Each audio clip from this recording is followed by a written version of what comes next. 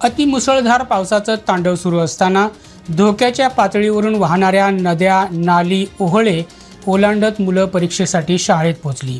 त्यानंतर जाग्या झालेल्या प्रशासकीय यंत्रणांनी शाळेला सुट्टी जाहीर करून पालक, शिक्षक आणि विद्यार्थ्यांना बुचकाळ्यात टाकलं। यातून सिंधुदुर्ग जिल्ह्यातील प्रशासकीय यंत्रणांचा सुस्त कारभार चव्हाट्यावर आलाय। जिल्हा प्रशासनाच्या याच कारभारावर पालकांनी तीव्र नाराजी व्यक्त केली आहे। हा प्रकार घडलाय 19 ऑगस्ट 2025 रोजी। सिंधुदुर्ग जिल्ह्यात 19 ऑगस्ट रोजी पहाटे 4 ते 7 वाजेपर्यंत अतिमुसळधार पाऊस पडण्याची शक्यता हवामान खात्यानं 18 ऑगस्ट रोजीच वर्तवली होती।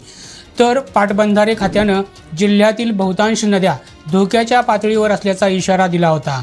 या दोन्ही इशाऱ्यांचा अंदाज घेऊन सरकारनं 19 ऑगस्ट रोजी मुलांना सुट्टी जाहीर करण्याची सूचना जिल्हा प्रशासनाला केली होती। पण 19 ऑगस्ट उजाडला त्याच दिवशी शाळांनी परीक्षा जाहीर केल्यामुळं अतिशय दुर्गम भागातील विद्यार्थी जीव धोक्यात घालून शाळेत पोहोचले। आकाशातून कोसळणारा भयंकर पाऊस आणि दुथडी भरून वाहणाऱ्या नद्या, नाले ओलांडत जीव मुठीत धरून हे विद्यार्थी शाळेत पोहोचले। त्यानंतर साधारण सकाळी 10 ते 11:30 वाजेपर्यंत सर्व शाळांमधून सुट्टी जाहीर करण्यात आली। म्हणजे पहाटे 4 ते 7 वाजेपर्यंत पाऊस पडणार होता। मग त्यानंतर 3 तासांनी शाळांना सुट्टी जाहीर का केली असा प्रश्न पालकांमधून विचारला जातोय। प्रशासनाच्या अशा गलथान कारभारामुळे शाळेचे शिक्षक, पालक आणि मुलांचे प्रचंड हाल झाले।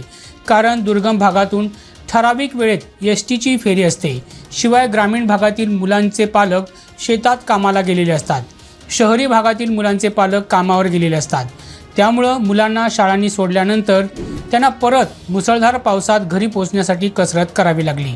अशावेळी मुलांच्या जीवाला धोका निर्माण झाला असता तर त्याला जबाबदार कोण असा प्रश्न पालकांनी उपस्थित केला आहे।